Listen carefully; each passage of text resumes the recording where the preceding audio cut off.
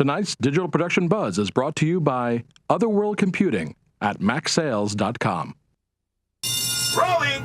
Action! Since the dawn of digital filmmaking, Authoritative. one show serves a worldwide network of media professionals, Current. uniting industry experts, Production. filmmakers, Post-production. and content creators around the planet. Distribution. From the media capital of the world in Los Angeles, California, the Digital Production Buzz goes live now. And welcome to the Digital Production Buzz, the world's longest-running podcast for creative content producers covering media production, post-production, marketing, distribution around the world. We start our show tonight with Jon Chappell, the CEO of Digital Rebellion. Jon returns with an in-depth look at Kollaborate, their new cloud-based media workflow platform. Next, Ed Golya is an Emmy Award-winning sound re-recording mixer and ADR specialist. He joins us today to talk about how proper audio can improve the sound and the look of your projects. Finally, Andy Bellamy is the product manager for AGA Video Systems CION camera. He joins us tonight to explain why we should consider using the CION camera in our projects, along with an amazing summer promotion that AGA announced just 2 days ago. And in case you were wondering, that handsome dude sitting across from me at the table is the incredible, the ineffable, the amazing Mr. Mike Horton. Hello, Mike. I can think of a few other adjectives. Well, I thought ineffable was pretty good. Ineffable is very nice. Is that a word, by the way? It is a word. It is a word. Mm-hmm. Okay. It's like effervescent, only totally different. I am feeling shiny. A great night last night. Thank you. It was a great night. You had a good crowd. We had a good crowd. We had you as a guru, along fun. with the legendary Randy Ubelos. Well, just sitting next to the legendary Randy Ubelos was amazing. It was great. You should have gone out with pizza with us last night. I had a really nice conversation with Randy, where he was able to tell me things he Deep probably secrets. shouldn't. And I can only share with you. I'll bribe you later for But all. it was so nice of him to come down and share. It was just so great. He did a whole presentation on creating personal movies. Personal movies. It was fun. I mean, all of us traveled to Antarctica to shoot penguins and Easter Island to shoot sea and lions. Africa to shoot the wildebeest migration and all these other wonderful things that he gets to do. But, small personal movies. But there was a lot of good tips. Yeah, there was. People like to know this stuff. And the other thing I liked is that he put his 10 tips up on the screen and people were taking photographs of it. Is there a place that people can go to see his speech? Actually, no. We didn't tape the speech, but we do have photographs on the Lassie Pug Facebook page with those 10 tips and with some of the other tips. So we took photographs too. So, and we have photographs of you. Which you were going like this. It was very good. Very good picture.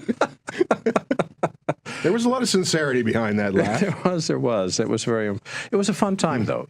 And you had two other gurus, two women that I hadn't met before. Kylie Wall and Monica Daniel. Actually, you'd met Monica before. Kylie is new from Atlanta, and so she was the first time here. She just moved to Los Angeles. So she moves to LA, and already she's a guru. Absolutely. Well, she's a presence on the internet. You know, she writes a lot of great articles for the Creative Cow. She's a good editor, very talented person. And this is a way of welcoming her to L.A. Absolutely. Well, it was a fun night, and I was delighted to be invited. You are welcome anytime now that you're not teaching on a Wednesday night. I'll come back for your July show. Are you doing one in July? Yes, yes. It's Black Magic Night. Oh, that'll be all fun. Black Magic. Oh, and Imagine products. So that'll be good. Thinking about stuff that's good. If you haven't had a chance, read our text transcripts from Take One Transcription. And remember to visit with us on Facebook at digitalproductionbuzz.com. We're also on Twitter at DPBuzz, and subscribe to our newsletter at digitalproductionbuzz.com. Mike and I will be right back with Jon Chappell right after this.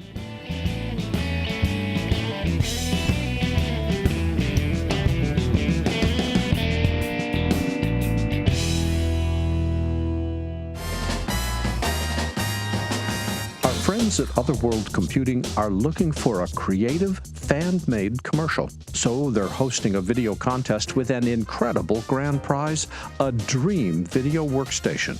This prize package includes a 2013 Apple Mac Pro and a 4K display, an Avid Artist transport console and color control surface, a 16-terabyte OWC Thunder Bay 4, a GoPro Hero, and more. The whole package is worth over $12,000. Whether you're a seasoned pro shooting with high-end gear or a newcomer shooting with your iPhone, now you can show off your video-making talent in a 30 to 60-second commercial about OWC. The deadline for entries is June 30th, so start shooting. Visit macsales.com/video-contest for all the details. That's macsales.com. Don't miss out.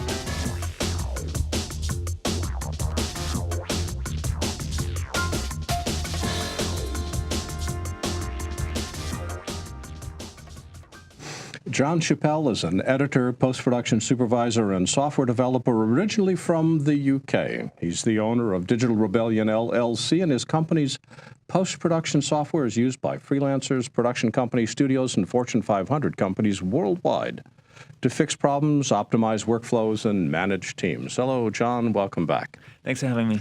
Hello. Excuse me. Did you say hello? Yes, I did. Hello, John. Is this working? Okay. John, good to have you back. The last time you were here, a couple months ago, we began to talk about Kollaborate. And what I wanted to do is to talk in a lot more detail about how we can use Kollaborate to manage our projects and in workflow management. But before we talk about it in detail, describe what Kollaborate is. Well, Kollaborate is a cloud workflow platform that's aimed at video professionals. And the idea is that you upload files to it and you can automatically share them with your colleagues and clients, and they can approve and reject them, they can leave comments, and then you can take that feedback and export it in a wide variety of ways, even bringing it back as markers into your NLE again. Is it just for client review? I mean, are we loading proxies up to the web, or are we loading the source files? What's the process? Well, a lot of our customers, in fact, the vast majority of our customers do use it for client review, but really it's file agnostic. You can upload any type of file. I'd say it's a lot closer to Dropbox than it is to YouTube.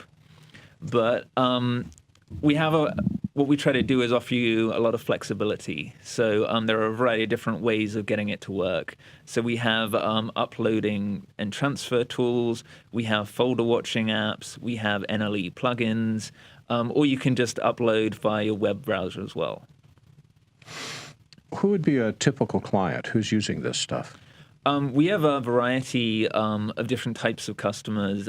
We have one-man operations all the way to major studios. And I think the one way that we've managed to attract both types of customers is that Kollaborate is very scalable. And it'll work very well if you have a huge number of people on a project or a huge number of files. It'll work just as well if you just have if it's just you and a few other people, or you just have a few files that you need to review. When you say scalable, are we talking dozens of people, or are we talking a couple, 4 or 5 max, or what? Well, we don't actually set a limit because really we offer you so many tools to manage things that essentially there's no upper limit. So we have departments, for example. You can organize, which are basically sandboxes. And so you can keep specific content away from certain people that don't need to see it, if it's irrelevant. And you can really get fine control over who sees what and who gets alerted and who doesn't get alerted. Well, walk me through in some detail. Let's say I'm a 3-man editorial shop, and I've got clients which are scattered, say, around the city, but not necessarily around the world. When does Kollaborate start? What specifically am I uploading, and how am I uploading? Well, as I say, it's file agnostic, so you can upload anything that you need to share with other people. So that could be project files, but as I say, a lot of people use it for either client or colleague review. And so it can be in progress cuts that people can give feedback on, or it could be a finished product that is a deliverable that you're sending to the client. Okay, so we've uploaded. Can we upload more than one file at a time? Do we Yes. flag it with metadata, or what's the interface look like, and what's my control? Well, as I say, we offer a variety of different ways of uploading. And so the controls you get kind of depend on the method that you choose. But my preferred way to do it is with a tool that we have called Kollaborate Transfer. And that just gives you a whole load of options and gives you a whole load of things that it'll do automatically. So I can upload a file and have it automatically send out links to clients. To say that the file's available. Yes. Automatically, and I can just go to bed and just leave it to do its stuff. Okay, so then the clients are using this. Can they annotate the video? Can they? And then how are those annotations assembled back for the editor? They can leave comments, and they can also draw over the video as well. And you can export the comments back either as a text file, as a readable text file, or you can export to a variety of different editing apps as markers. For what apps do you support? For exporting the markers, we support Final Cut Pro 10, Premiere, Final Cut Pro 7, and Avid. Oh, and EDIUS as well. So the comments can actually be markers which are synced to the time code of, so they just load that up in their editing app and make whatever changes they need to make. Yeah, the exact process depends on which app you're using. For Avid, it'll natively import markers, so that's pretty easy. For the other apps, we have a free tool called Marker Import, and that's available for Mac and PC. Can we talk to each other while we're doing this, commenting, or is it just text only? You mean audio chat? Yeah, audio chat. No, that's not a service that's available, but you could do that through other means, through Skype. Through Skype or phone. We could use a telephone. Yeah. No, come on. So 1990s. So here's a question. Mm-hmm. We recently received a batch of files from our producer who's been working with Kollaborate. Mm-hmm. And Serena said, these are some really cool video files you have to look at. And we discovered that she sent us 20 files that were magnificent in quality. And there's no batch download button. So how do we download a bunch of files? And the bigger question is, as we use this, how do we report features that we'd like to see in the software? So first, how do we download a bunch of files? Well, how was she doing that, first of all? She was using a Dropbox or what? Shoveling. No, we use Kollaborate. Oh, you used to Kollaborate? Yes, we were collaborating. Oh, this is a good question, then. This is a hard question, John. All right, John, go ahead. Well, that's more of a browser limitation. Really? Because I don't know if you've noticed with if you try to do a batch download in Dropbox or Google Drive, it'll say your file is being prepared, and then it will take 20 minutes, and then it sends you an email with a link. And that's because you can't initiate multiple downloads in a browser. So that's not currently a service we offer, but we do make the download button easily available on the files page. So you could just sort of click multiple times, I guess. That would be the easiest way of doing that. And it's something we would like to add, but it needs to have better browser support. See, it needs the browser, Michael. If you'd have known that, you wouldn't have had to ask that question. It was a good question. It was a good question. It was driving our guys nuts, by the way. So we said we would find out. But it gets to a bigger question. How do we report features that we would like to have the software do, and how do you process those internally? There's a feedback link on the left-hand side of every page. Click that, and there's a text field, and you can just enter a note to us. John, I'm sure you're aware there's a whole bunch of people doing what Kollaborate does. Yes. And when you came up with the concept of Kollaborate, what was special about Kollaborate versus the other ones that you were looking at? Well, why did you want to do something that's already been done? Because you thought you could do it better? Well, there's that, and there's also the fact that we're one of the few companies in this industry that's not a startup. So we had a wide range of tools, a history of making tools for video professionals. And so when we created Kollaborate, what we did is we went back and we re-engineered a lot of our existing tools to work with the cloud. And so the primary advantage that we offer is that as well as the cloud service, you get a whole load of helper apps thrown in. And we have video players for Mac and iOS. We have uploaders. We have note-taking apps. We have a wide range of tools, project management tools, all sorts of things.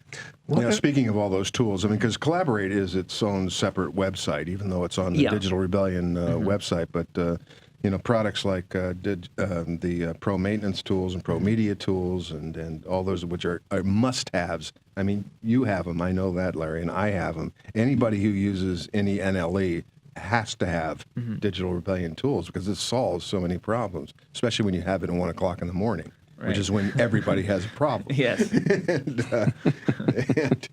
you just run some of your tools through the thing, it'll fix it. I guarantee it. What is it that got you involved in utilities in the first place? What caught your fancy? Several years ago, I was working as an editor, and I had a very unreliable computer and some very strict deadlines, and I had to come up with a wide variety of methods of just trying to solve problems and getting my edit out on time. And then I thought, well, why am I doing all this manually? I can automate this stuff. And then I started hanging around the forums, and I realized a lot of people are having the same problems over and over again. Someone could just automate all of this. And that's how it was born, really. A lot of people have the idea of coming up with a utility, but you had both the idea and the skill. There's a big difference there. Because Mike is absolutely right. The pro maintenance tools that you have for NLEs are just amazing. And I can't tell you how many times I've used compressor repair to get compressor repaired so I can get stuff done again. With the Kollaborate, to get back to that, how do we manage teams? How do we put a team together? How many people can be on a team? And can we knock people off, et cetera, et cetera, et cetera?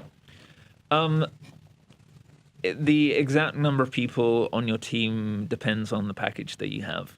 For instance? With the base package, it's 5 people per team. The next one up is 15. And it goes up to, I don't even know, it's something like 150.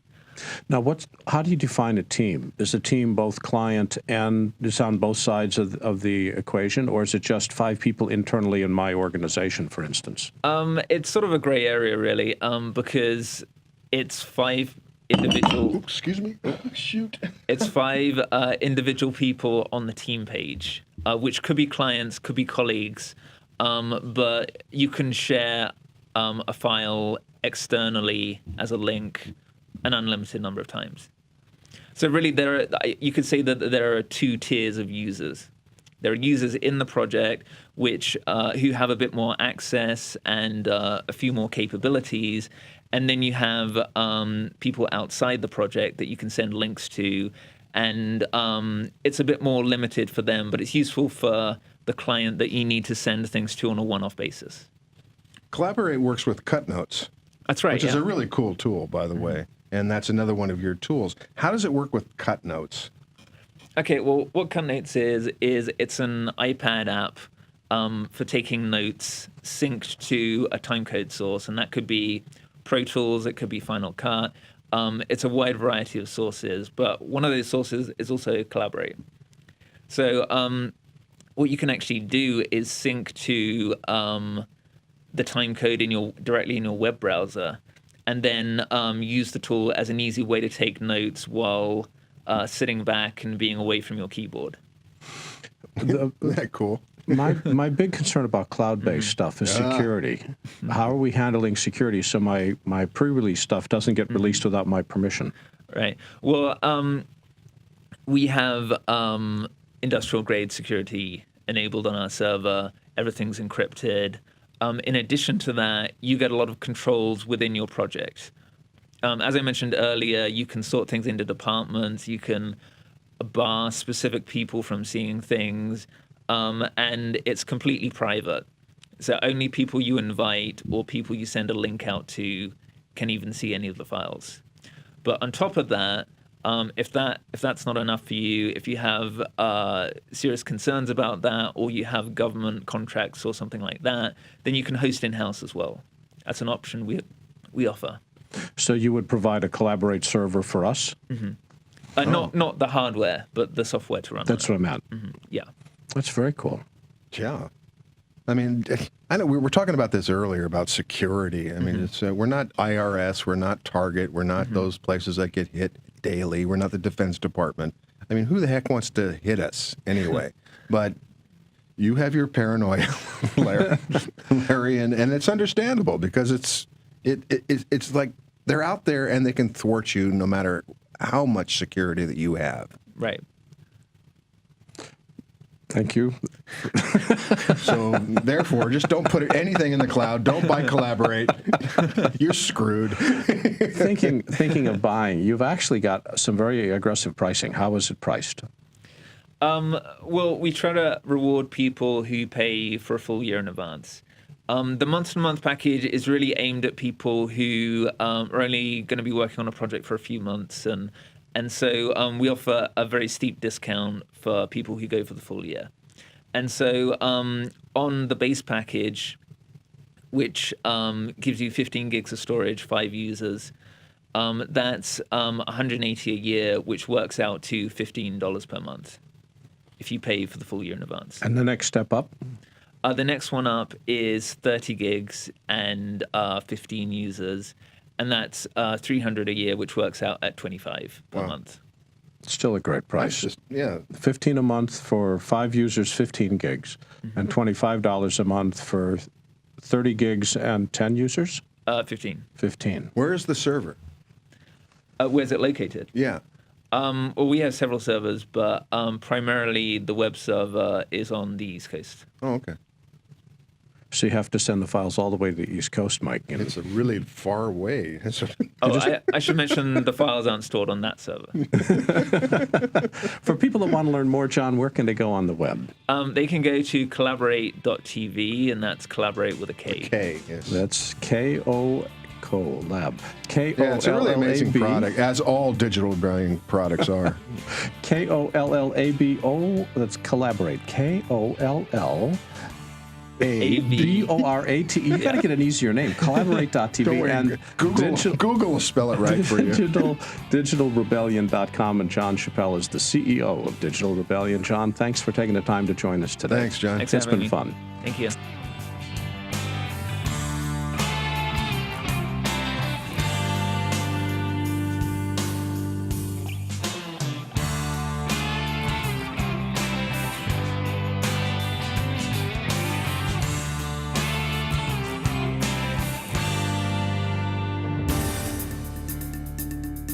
I've got a ton of brand new training videos showcasing all the new features in Final Cut Pro 10.2, and they're all available today. In fact, we've updated our entire Final Cut training for this release. We added more than 70 new movies covering every major and minor new feature in the software. Then I figured as long as I was recording, I added new techniques and new ways of working that I've discovered and written about in my newsletter over the years. We've updated our workflow and editing training with 31 new movies and effects with 41 new movies. This makes our Final Cut training the most comprehensive, most up-to-date, and most affordable way to learn everything about this amazing software. It's quick, it's easy, and it's complete. I'm proud of all of my training, and especially proud of this one. Get your copy today in our store at larryjordan.com, or even better, become a member of our video training library and get access to all of our training for one low monthly price. Both are incredible values. Thanks.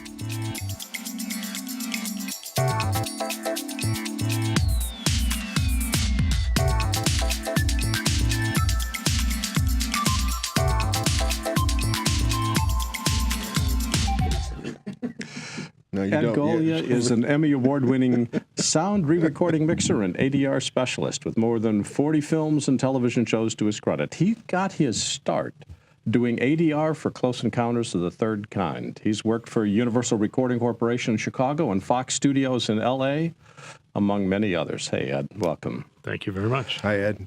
By the way, I have to ask you, do audio guys really hate it when we do this? Hello? Is this working? And can you hear yourself? Hello? I can... Thank you. You've just destroyed his entire performance. It does. It drives these guys crazy. You never do this to a microphone. What do you do to test a microphone? You just talk go like, into hello? It. Yeah, you just talk into it. By hitting that, you might damage the diaphragm if you do it incorrectly. See? Really? Just let me know when you're done. I'll wait. That's okay. I'll just sit here and wait for you guys to finish. It's a good question. It is. Audio guys hate that. Well, there's a reason. Okay. That's why they wire you with a mic that's placed about 5 feet away. Ed wants to give me a laugh. Is what he wants. Ed, what got you started in audio in the first place? What caught your attention? Thank you for that question. No, that's serious. I mean, at the age of 13 and 14, I was playing in a band, a cover band. Mm-hmm. I was also playing 4 nights a week at local college bars. And I was very heavily into music. Not to get too personal, but I ended up going to Kent State for architecture. It was a great school for architecture, but busting my butt 80 hours a week of homework and getting a C, I decided, okay, I love audio. And since I couldn't really sight read to work in the industry as a player, I thought I'd sit on the other side of the glass. I ended up at a very brand new studio at the time. The gentleman was a geek, and he had the first Moog synthesizer in the Midwest. Oh, wow. He had a BBC Mellotron sound effects machine and the first 16-track Ampex MM1000 in Cleveland. The first 16-track deck in Cleveland? In Cleveland. And the point is that Cleveland Recording was the distributor for it, and they didn't have one. Wow. And I got in. He took me on, and for the first 18 months to 2 years, I was on the music side, recording, and because I knew what a tape recorder was. I came back from the military. He had to rehire me. Again, this is a very, very small studio. There was only 3 people working in it. And he decided that since he'd replaced me with another gentleman, that he would put me on the motion picture side. Now, when I first went to work for him, I didn't know that there were audio mixing rooms for motion picture. But I ended up doing that. I never looked back. I got my training in motion picture mixing because we had to mix for optical track. Mm-hmm. And you had to be very, very careful not to splash S's and not to do this and not to do that. And we were also ADRing on that Mellotron. Or not ADRing, but Foleying on the Mellotron. So we were doing electronic editing before it was even known as electronic editing. Were you actually physically Foleying, or were you just doing No, we were doing on keyboard. The machine was filled with sound effects. And you had to program it to get the right sound effect on the right key, and you'd watch the screen, and you would play the Mellotron. Wow. I should mention that when Ed isn't being interviewed, he's running the audio board for us here at the BuZZ, and we're grateful for his help. He's been with us for a long while, and all of us have learned a lot about audio. And it's the reason you cannot hear me. Hello? Testing. Is this working? That's what we do before the show. When you're done. Drives Ed nuts. Are you? I love driving Ed nuts. Well... All right, go ahead, Larry. Ask a serious question. Job. Ask a serious question. Okay, go ahead. Or I'll ask one. Tell us some of the projects you worked on, because you worked on some seriously big-name films. Yes, I did, and not even knowing it at the time. It always is we didn't that know way. what Close Encounters was when it came in, and this is in Chicago. It was called CE3K. Spielberg was extremely worried that someone would capture his idea of shooting a sci-fi on Earth, and he shot the entire thing, from what I understand, in an airplane hangar. Mm-hmm. So all the dialogue in that entire movie has been looped, and the actress who played the mother of the little boy, she was working in Iowa with Stallone on a film called Fist. Mm-hmm. And wait a minute, seriously? All the dialogue in Close Encounters was looped? Yes. Only who played the gentleman that toured with her? Yeah, Richard Dreyfuss. Richard Dreyfuss. Apparently, he could not loop very well, so much of his stuff is not looped. But why? But because they didn't like the sound of the interior of the airplane hangar that they shot it in. Wow. So we redid I know everything. Apocalypse Now is like 99% looped. Yeah, things like that. I will say I've seen the movie, recently again. Because actors and stuff. hate looping. Yes, they do. Yes, they do. And you have to really treat them in a way that they can be comfortable. Incredible. I had no idea that was looped. But I did that. I did Poltergeist. Don't tell me that was looped. No, just parts of it. Okay, just like the normal. And the Blues Brothers were in town. Well, they were shooting the Blues Brothers, and Aykroyd and Belushi came over, and we looped parts of 1941. So there's 3 Spielberg movies looped in Cleveland. No, I'm sorry, in Chicago. That was in Chicago. Why did they go to Chicago to loop those? Anyone that was already in Chicago or in the Midwest shooting their next film, and their last film is in post. You mean any actor? Yes, any actor. Okay. They would send to Chicago, and luckily, and I do mean to brag, but I don't mean to brag, they started to request me by name, which I was so proud of. That is so cool. Yeah. So when did you step out of ADR work and get into re-recording? I was into re-recording first. ADR was a secondary thing. I mean, we just happened to have the Magnatech ADR system that had won an Academy Award for what it did. Well, what did that do? It was just beep, beep, beep, right? Yes, but it was a relay-driven computer. Before computers were available. It was basically you dial in the numbers and it did all the action for you. It punched you into record, took you out of record, did everything by the numbers. And but the actor still had to hit the beep, beep, beep. Yes, and many of them because had now no we have rhythm, software and that many of them slides it even if the actor doesn't hit it. You couldn't do that then. You had to do it right. You had to nail it, or you were or not good. Wow. And then a story real quick. Top Gun. We had Tom Cruise in town shooting The Color of Money. And when they had shown that movie to a test audience, nobody could understand the plot. Top Gun? Top Gun. Mm-hmm. So they had to rewrite the script. And in order to explain the plot to the people, all the scenes of Tom Cruise in the cockpit with the mask over his face is all different than the original recording. So luckily we didn't have to do lip sync with him because he, at that time, was not the greatest. I don't want to hear these stories. Sorry about that. Sorry, Tom. So when did, what re-recording stuff have you, and what I'm getting to is what did you get the Emmys for? Okay, re-recording was my basic thing. I was doing all the stuff to picture, all the mixing to picture. Chicago being only second to New York in national advertising. I did many, many national spots.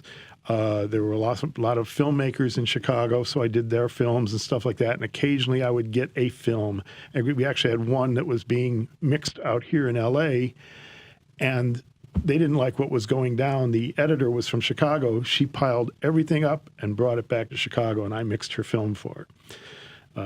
We have to tell everybody, though, especially when it comes to looping and ADR, it's not just the actors talking into a microphone. There's got to be that room tone. There's got to be that ambiance, or it's just not going to sound well. Back when I was an actor, I did a lot of stuff at Universal. I have to go in to loop scenes from television shows, and quite frankly, some of those guys were...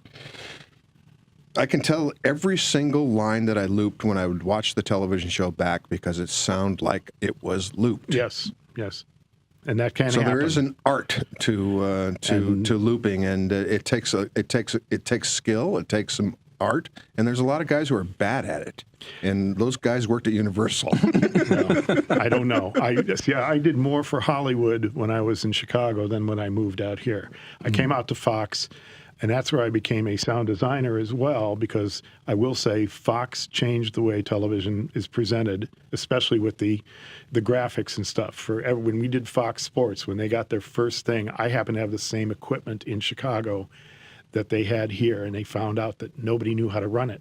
There were only 12 of these units in the U.S., but every time a football was thrown, we put a whoosh in and all this, and we hyped up the hits and all the football and all that.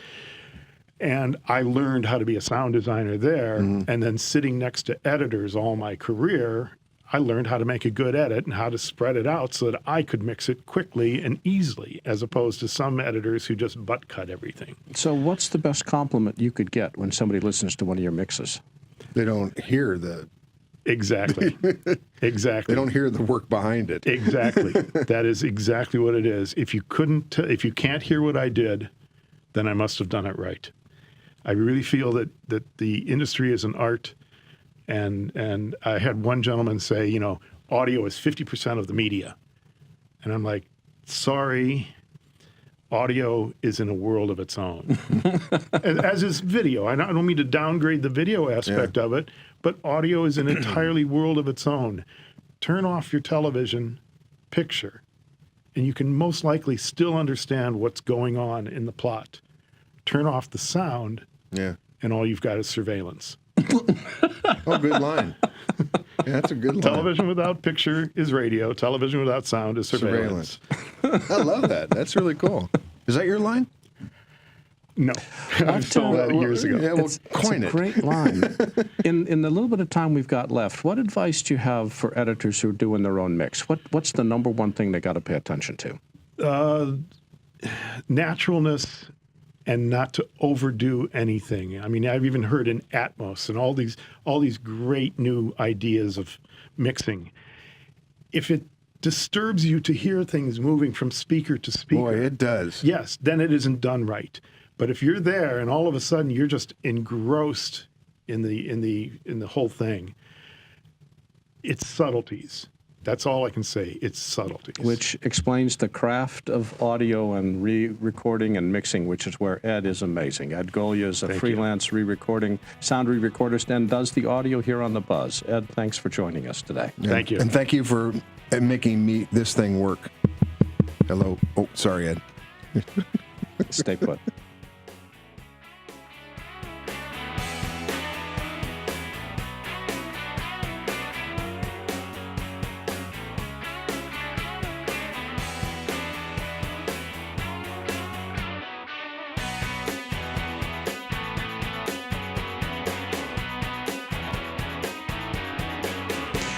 Andy Bellamy has worked in and around production for the last 20 years as an editor, documentarian, and sound engineer. But right now, he's the product marketing manager for the CION camera at AJA Video Systems, which is what we want to talk with him about.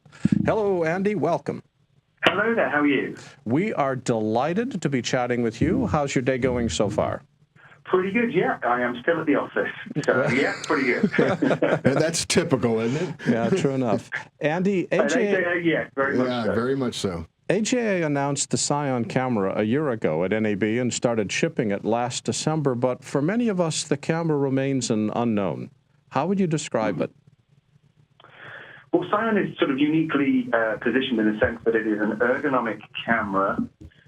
It covers the full discipline of 4K at DCI level all the way down to HD, but essentially it's a lightweight ergonomic camera that you can put straight on your shoulder or can work directly into any production environment on a tripod, on a slider, on a jib or a dolly, whatever.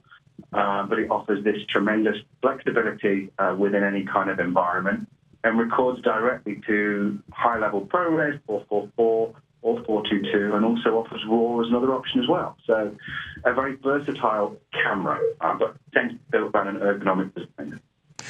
So the ergonomic thing is one of the things that Nick Rashby stressed, who's the president of AJA, when they rolled the camera out in terms of how it's designed to fit comfortably on a shoulder. How would you describe its typical uses? When should we consider this camera versus all the others that are out there? Well, at the moment, we're finding the people that are doing the most kind of shoulder mount use are anybody involved in, anybody doing small film or kind of low budget indie productions where they're going to benefit from a looser verite kind of style, put it on your shoulder and run around with it. We've got a number of people out there using it in anger like that and getting great results from it. And it fits very, very well in that environment.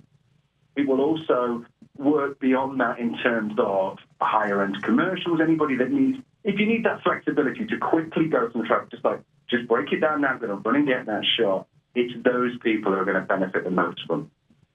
So it sounds like it's designed to be more of a run-and-gun camera where we don't have that extremely short depth of field that we would see in a Canon DSLR, for instance. The depth of field is deeper, which gives us a little bit more flexibility and focus. Absolutely right. Yeah, definitely. Yeah. Given the features that the camera has, which ones are you especially proud of? I think that overall it's got to be the combination of all of the elements that lead to that image. That image right from the get-go, right even in the early stages of development, it's never looked like video, which was totally the aim here, was to get away from a video look to produce a cinematic film-like image. And that's what we achieved. And I think that's my favorite feature. That's where everything builds together. So that's the science behind the sensor, the debayer, and the algorithm that we use, and then the color science that we apply to make that image. The fact that we're always at 4K all the time, and then we scale down to produce either UHD or HD or 2K, you never lose that cinematic look. No matter whether you're really going for a video look, it will still give you, like in terms of the vibrancy of color, it's still going to give you a very nice filmic quality. That's my personal favorite. I was just thinking, looking at the HAA website, the camera is retail priced at about $8,000. And we're looking at a Canon C300 about that same price and a Sony FS7. The FS7 has got the same kind of shoulder mount that CION has. How would somebody decide to buy the CION, especially because it's a new camera from a new company? Yeah, that's a very good question. Well, one of the things that we've done this week, so Tuesday this week, we announced a price drop. So actually the price has come down now. So we're just under $5,000. So we've moved the price point somewhat. That's to address the market as it stands at the moment. And I know you know very well what the market's like out there. That's to address what people want and what people's budgets and what they're prepared to pay. For us, in terms of just going back to your question, though, in terms of where do we sit, because people will still look at it against the 300 or 500 or an FS7. I think in terms of the youth of the company, we're almost 22 years young now, but this is the first camera. You're absolutely right. The camera for us, we defined the external recorder for ProRes. That was our baby. So the ePro is where it all begins. It's a very active and busy market now, but once upon a time it wasn't. And we were the pioneers in that area, working very closely with Apple over third-party ProRes encoding. So that's at the core of it, that ability to make a very, very high-quality ProRes encoding in hardware is our backbone, and we've been doing it for 10 years now, or thereabouts. So that was kind of one of the reasons why we want people to look at us, because we know that we have very, very good encoding and great experience in terms of taking anyone's image and encoding it. What we add in there as well is that we've been producing 4K-based DCI equipment for as long as the DCI, after the dust had settled on that and the hardware started to emerge, we were part of that. So if you've seen 4K projection anywhere in the world, there's a 50-50 chance, more or less, that you've seen that projected via our hardware. So 4K is part of our DNA as well at AJA. We've been working for a long time in and around 4K delivery. So I think, again, we had something that we could add into the camera. And these are all things we think are important. If you want to take a step down the road towards 4K production, we've been involved in and around that for a long time. You couple that in with a very high-quality codec and our ability to both capture an image in terms of that cinematic quality I mentioned, and then to record it flawlessly in this wrapper. I think that's why people should look at us. I think if you've used any of our products in anger over the years, you'll know us from our editorial products, you'll know us from the converters, and as I said, the Key Pro line. These are all very important cornerstones of our business, and the camera really sits on top of all of those things. Every other type of product we've done has fed into that. So it's been a considered process over 5 years to get to that point, and that's why I think people should consider us, because you know us so well for the existing quality, and then without even mentioning the legendary customer support that we offer. So those, I think, are just some of the reasons why I think we should be considered. Well, I want to come back to this point on ProRes. I'm a big ProRes fan, but you're baking in the look when you record to ProRes as opposed to RAW, which gives you more flexibility. Why did you decide to go with ProRes as opposed to RAW images? Well, ProRes is our internal format. So for the quickest turnaround in camera, and bear in mind you can we have a number of different modes you can work with that ProRes. You can work in a disabled mode where the camera is completely disabled, and then you then going to reset that later on. We also have an expanded one mode, again, where you're going to set the black point later on in post, which gives you a very washed out, very flat look. You can have no color correction at all applied to that, and that does give you a flat look even within the ProRes 444. And a number of customers that we've been dealing with recently have found, even on high-end shoots, that ProRes 444 container has been more than adequate for the post-production needs. However, we did want to address RAW workflow. So we have got AJ RAW, which is a cinema DNG to the letter. We call it AJ RAW, but it's cinema DNG. There's no denying what it is. So it's an open standard. And we can generate that. Now, that's an output format. So we would use something like our partners at Convergent Design. We'd use an Odyssey 7Q Plus or Atomos, the Shogun. You can also then record there as well and take this Cinema DNG into there too. So two mobile solutions. So kind of the best of both worlds, we feel at any rate. We have a live chat running at the same time as the show, and Mel on the live chat's asking, is AJA considering making an electronic viewfinder for the CION camera like Blackmagic did with the Ursa? Because Mel likes elegant solutions. Don't we all? That's a very good question.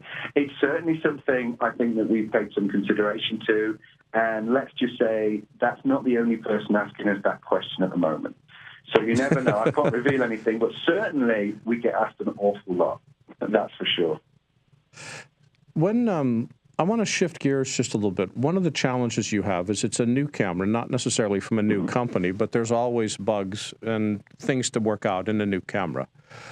And the other is that people that do shooting, cinematographers and filmmakers, tend to have cameras that they like. So what is HAA doing to enable filmmakers to get their hands on this camera and get a sense of whether they like it or not? Well, at NAB, we announced the hashtag Try CION program. So we manufactured 100 units. We worked round the clock on the run-up to NAB to put these together. So we would have 100 units. We opened up the program at the top of NAB, and this let North American users apply to our program, and then we would send them for a specific length of time they needed for their shoot, a CION, and the requisite accessory. The only things we didn't add in would be an EVF, a viewfinder, or a battery. That was something that we asked you to add, and lenses. But everything else we gave you, so pack media, the Thunderbolt dock, everything else.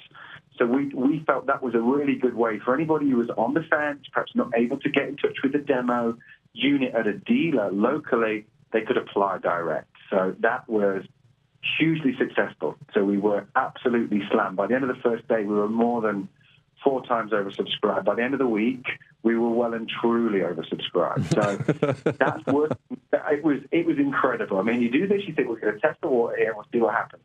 We were slammed. So it's been a wild ride here over managing that program, and we're keeping it rolling. So we're recycling some of the units, some things are coming back, and we're going to pick up more people where we can. In order to expand that a little, that's now going global. So the Japanese program is emerging over the coming weeks, and so is the European program as well. We've also been running a Try CION World Tour as well. So we kicked that off in San Francisco. It's been moving through North America. We are in Dallas and Miami. I'm doing the second next week. Anybody, any of your listeners can also go to our website and see the Try CION dates there, and you can subscribe to sign up for these events. You can get hands on there. You can meet John Thorne or myself. John, obviously, as you know, is the product manager for the camera. So get hands on with some of the guys and the camera itself. That's in Dallas and Miami. From there, obviously, we're moving to Cine Gear. And after that, I head off to Europe to the European dates, and then John goes off to Japan, Korea, and China. So the tour continues. Yeah, we're doing everything we can, literally, apart from knocking on everyone's door, to put it in their hands. Well, one of the other things that you've done is present this summer of savings, where you've dropped the price of the camera almost $4,000. Tell me about that. Mm-hmm. Yeah, I think this is really in response to careful consideration over the market, looking at where things are going and making sure we want to be in a position where we want to get the camera into people's hands. If I'm honest with you, Larry, I think it's a heck of a camera at $9,000. I think at just under $5,000, it's an amazing deal. I think there's an awful lot for your money there. There's a lot of bang for your buck, so to speak. it was important to us to keep the project true to what our aims were, which is what I said at the beginning, create something cinematic. And I think that's what we've got. That $5,000 price point just means, you know what it's like out there, only too well. Budgets are getting smaller and smaller and smaller, and we're trying to respond to that. So I think in terms of our commitment to our customer base and the prospective customer base, it's removing another obstacle to adopting CION for your next production or rental or your in-house purposes. If we want to just buy the camera, that's what the price drop reflects, right? Or do we have to buy a package, say with the Key Pro or anything like that? No. As the camera on its own, we've adjusted the price on the Key Pro line. I think that was something that we also wanted to do, and it was always going to be a timing that we thought, it just sounds nice, doesn't it? Summer of savings. Everybody likes to save. So I think we would roll these things together. So the Key Pro line, because again, that's the foundation, the larger Key Pro standalone unit, the disc plus one that you can then add your own disc to. These things are workhorses around the world. We know that they're everywhere, and we're giving the opportunity to anyone that's got the infrastructure, which already got them, they can add some more, refresh any ones where they need to add more discs or whatever. So we felt this was a good program, but you're not tied in to doing anything else other than if you just want the camera, that's no problem. You can have the camera. Everything else remains the same. No features have been removed. Everything remains exactly as before, even in terms of the warranty as well. Now, something you mentioned earlier that I want to talk about for just a second. You said that the camera is now, I think it's $49.95, which is an incredible price.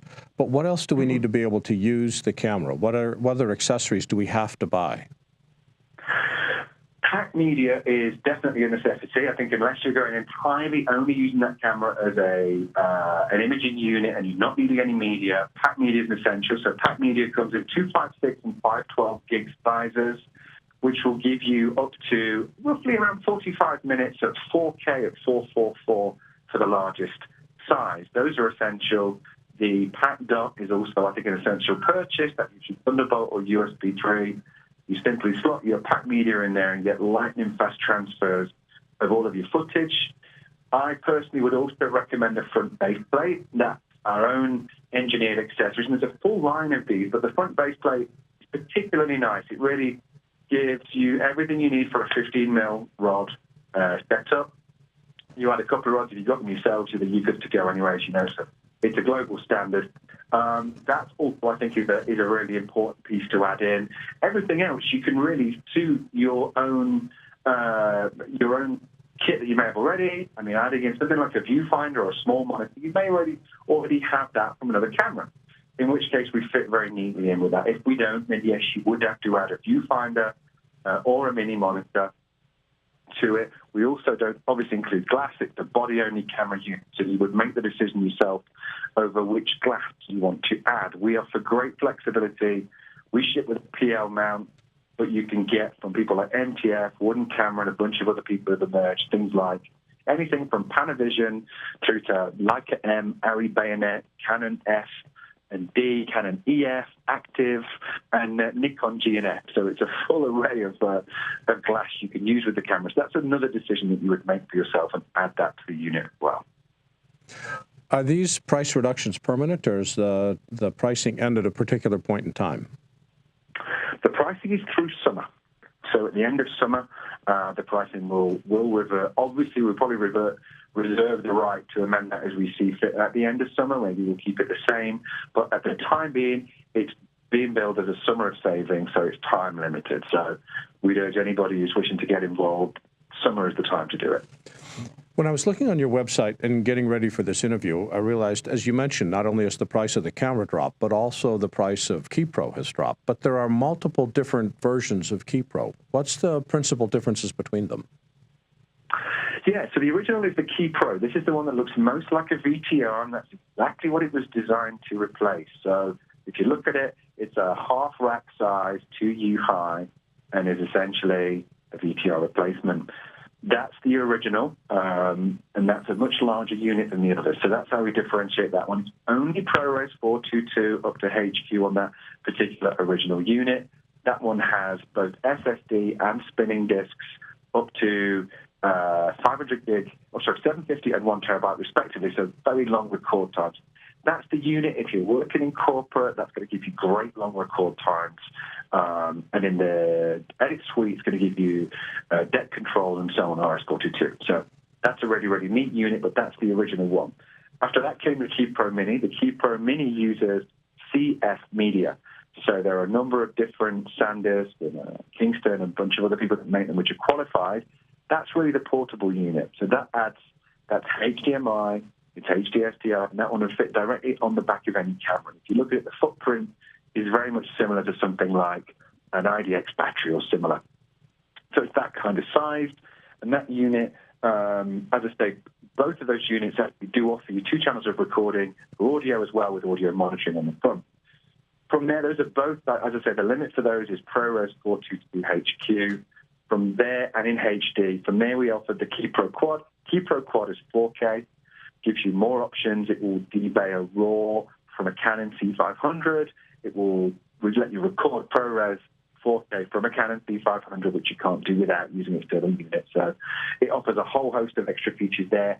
And the Key Pro Quad actually works as a brilliant standalone player for 4K. We know a ton of people around the world who use this as a player. They never put it on the back of a camera, never recorded a signal once, but they play everything out using these units as well. So that's nice. So that's essentially the difference between all of those. The Key Pro Rack, that price remains the same. That's the most recent of all the units, and that's really remained unchanged over the last. I mean, that's pretty standard. And Andy, where can people go on the web to learn more about these products? www.aja.com. That's aja.com, and Andy Bellamy is the CION Product Marketing Manager for AJA Video Systems. Andy, thanks for joining us today. Thank you very much indeed. I'll see you guys soon. Take care. Bye-bye.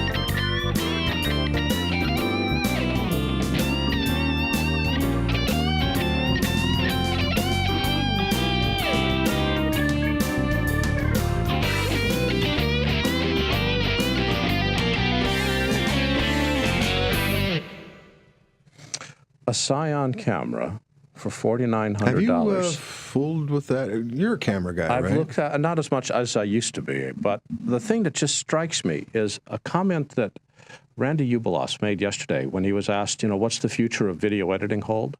And he said, faster, smaller, better, and cheaper. And boy, that's nowhere more true than in cameras, because you look at what's happened with cameras. They've just, it's amazing what CION can do. Do you have any idea what this thing can do? Yes. This little iPhone 6. I mean, it's just incredible. It's what I find fascinating is how, because stuff is getting faster and smaller and cheaper, it changes the whole business equation. It changes who can do what. The disruption in the industry. And NAB has asked me to write something for their website, and I'm focusing on the technology of disruption. And there's no denying the wonderfulness of the picture that the CION produces. But a feature film was done, the entire feature film was done on the iPhone 6 at Sundance. And great story. People loved it. They voted it. It was like an audience award. It was filmed on this. So what are you doing with your life, Michael? I'm going to make a movie on this. Why not? Let's do it. It's all about story anyway. It's all about audio. No. Ed, is this working? Ed, I just love driving him nuts. You're doing an incredible job. He's up in the booth right now. He is not going to talk to you for weeks. Can we get a camera on Ed up there in the booth? Ed's going, oh, Jesus. Get him out of here. Gracious. I want to thank our guests for today, starting with Jon Chappell, the CEO of Digital Rebellion, talking about Kollaborate. Ed Golya, freelance audio mixer, re-recording artist, and man who's losing all of his hair due to mic tips on how to improve our audio. And Andy Bellamy, the CION Product Manager for AJA Video Systems. The microphone that won't be working next week belongs to Mike. It's because I'm doing this. I'm breaking, what did he call it? The brain or something? The diaphragm. The keep diaphragm? Your fingers off the mic, because I bought that and you didn't. There's a lot of history in our industry, and it's all posted to our website at digitalproductionbuzz.com. You can't breathe. Hello, microphone. You can't breathe, can you? Because I'm breaking your diaphragm. Okay. You can talk with us on Twitter at DPBuzz and Facebook at digitalproductionbuzz.com.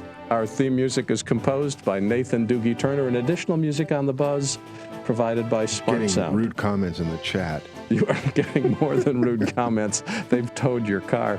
Text transcripts are provided by Take One Transcription. Our producer, Serena Catania. Our engineering team, Megan Paulos, Ed Golya, Keegan Guy, Alex Hackworth, Eileen Kim, Brianna Murphy, and James Stevens. The guy tapping the microphone is Mike Horton. I'm Larry Jordan, and thanks for listening.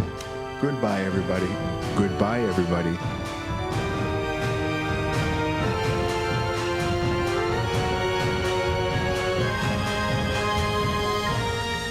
The Digital Production Buzz was brought to you by Otherworld Computing, providing quality hardware solutions and extensive technical support to the worldwide computer industry since 1988.